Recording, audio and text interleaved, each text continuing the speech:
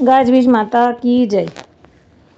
एक माँ बेटी थी, उन्होंने गाज-बीज माता का डोरा लिया, रोट दिया और चांदकी बनाई। माँ गाय चराने गई तो बेटी से कह गई, रोट खंडित मत करना, जिसका रोट हो वही खाता है। बेटी ने पूजा करके डोरा छोड़ा।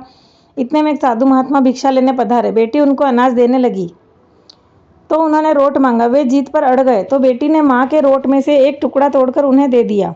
शाम को माँ आई तो अपना रोट खंडित देखकर कहने लगी, बेटी तुम्हारी कुटकी, बेटी तुम्हारी बटकी। जब वह बार बार ऐसा ही कहने लगी तो बेटी ने घबराकर घर छोड़ दिया, जंगल में चली गई। रात हो गई तो वह पेड़ पर चढ़ गई। सुबह राजा शिकार खेलने आया तो देव की ऐसी करनी हुई कि राजा भी उसी पेड़ के नीचे ठहर गया। ऊपर पेड़ पर बैठी बेटी को डर के कारण रोना आ रहा था। उसके आंसू राजा की पीठ पर पड़े। राजा ने सिपाहियों को आज्ञा दी, देखो पेड़ पर कौन बैठा है। सिपाहियों ने देखा कि पेड़ पर एक लड़की बैठी रो रही है। उसे नीचे उतारा। लड़की बहुत सुंदर थी तो राजा ने उससे ब्याह कर लिया और राजधानी ले गया।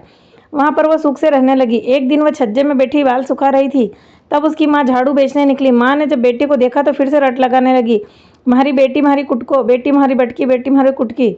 बेटी को गुस्सा आकर उसने माँ को कुट पीट कर एक कमरे में बंद कर ताला लगा दिया। वह सारे कमरों का ताला खोलती, उस कमरे का ताला नहीं खोलती। यह देख राजा ने कहा, इसमें क्या है? तो उसने कह दिया, इसमें तो मेरे पीहर की भेंट है। तो राजा ने जीत करी, कल तो मैं तुम्हारे पीहर की पिठौनी देखकर ही रहूंगा। तब उसने गाज-बीज माता को याद करते हुए बोली, हे गाज-बीज माता, मेरी लाज रखना। गाज-बीज माता ने सोने के दिए चक्री बना दिए।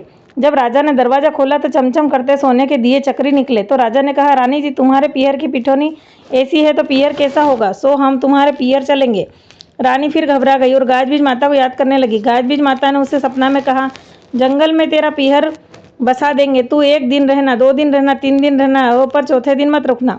चौथे दिन सब अलग हो जाएगा। अगले दिन राजा रानी रवाना हुए। जंगल में उसका पीहर बस गया। राजा रानी गए तो सबने उनकी खूब खातिरदारी की।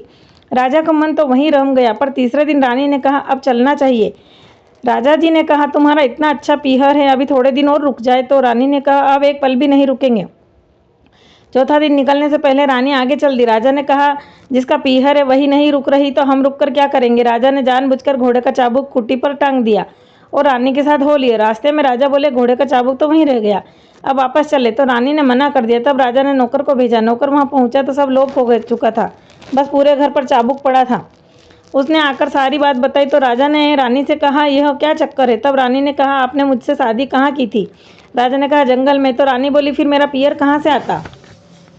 आप जीत पर अड़ गए। मैं गाज-बीज माता का व्रत करती थी तो गाज-बीज माता ने ही मेरा जंगल में 3 दिन के लिए पीहर बसा दिया था। राजा ने कहा, ऐसा गाज-बीज माता का व्रत होता है तो नगरी में ढूंढी पिटवा दो कि भादव मास में गाज-बीज माता गाजती कड़कती आए तो 11 तार का डोरा लेना चाहिए, दिया, चांदकी और रोट बनाकर पूजन करना चाहिए। हे गाज-बीज माता, जैसी बेटी को टुटमान हुई वैसी सबको होना। गाज-बीज माता